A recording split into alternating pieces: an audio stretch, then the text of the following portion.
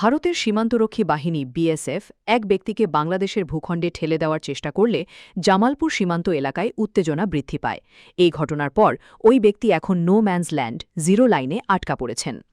Border guard Bangladesh BGB সূত্রে জানা গেছে, বুধবার সকালে ফ্ল্যাগ মিটিং হওয়া সত্ত্বেও কোনো সমাধানে পৌঁছানো যায়নি। বিজিবির ৩৫তম ব্যাটালিয়নের কমান্ডার লেফটেন্যান্ট কর্নেল হাসনুর রহমান জানান, ঘটনাটি বকশীগঞ্জ উপজেলার রামরামপুর সীমান্ত এলাকায় ভোর ৫টার দিকে ঘটে। তিনি অভিযোগ করেন, নন্দীরচর বিএসএফ ক্যাম্পের সেনারা এক ব্যক্তিকে বাংলাদেশের ভূখণ্ডে ঠেলে দেওয়ার চেষ্টা করে। ঘটনার খবর পেয়ে বিজিবি সেনা ও স্থানীয় বাসিন্দারা ঘটনাস্থলে পৌঁছে এই কথিত চেষ্টা প্রতিহত করেন। প্রতিরোধের মুখে ৬০ বছর বয়সী ওই ব্যক্তি জিরো লাইনে পিছু হটেন, যেখানে তিনি এখনও রয়েছেন। স্থানীয় বাসিন্দা কামারুল ইসলামের মতে, বিষয়টি সমাধানের জন্য সকাল 10:30টায় একটি ফ্ল্যাগ মিটিং অনুষ্ঠিত হয়। বৈঠকে জামালপুর ৩৫ বিজিবির একজন সহকারী পরিচালক এবং নন্দীরচর বিএসএফ ক্যাম্পের একজন ইন্সপেক্টর পর্যায়ের কর্মকর্তা উপস্থিত ছিলেন। তবে কোনো ঐকমত্যে পৌঁছানো যায়নি। অভিযোগ উঠেছে যে বিএসএফ কর্মকর্তারা ওই ব্যক্তিকে সঙ্গে নিয়ে যাননি এবং তাকে জিরো লাইনেই ফেলে রেখে গেছেন। এতে সীমান্ত এলাকায় আবারও উত্তেজনা ছড়িয়ে পড়েছে।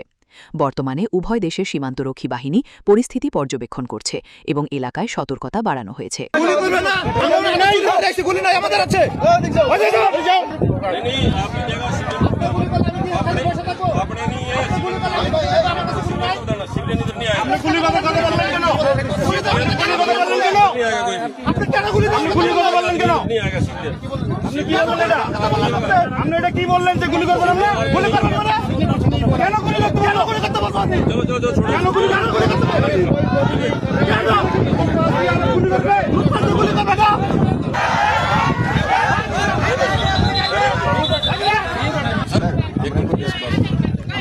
आप सर इधर मत जाने दो, हम इधर नहीं आने देगा और हाई लेवल की मीटिंग होगी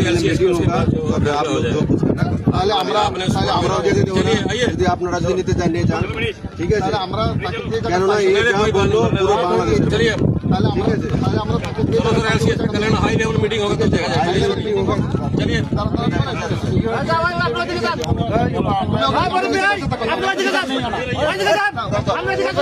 इंडिया में यही है।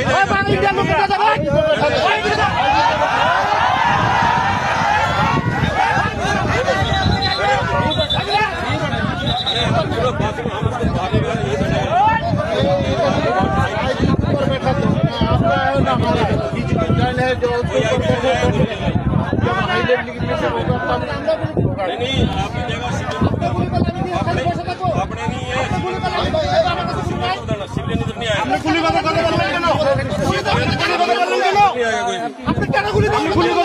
नहीं आएगा। नहीं आएगा